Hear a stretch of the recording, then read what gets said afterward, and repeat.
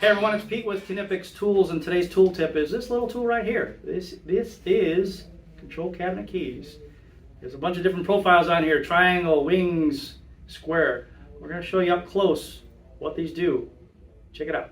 All right, at one point in a job site, you're going to run into one of these little configurations here. These are control cabinet key locks.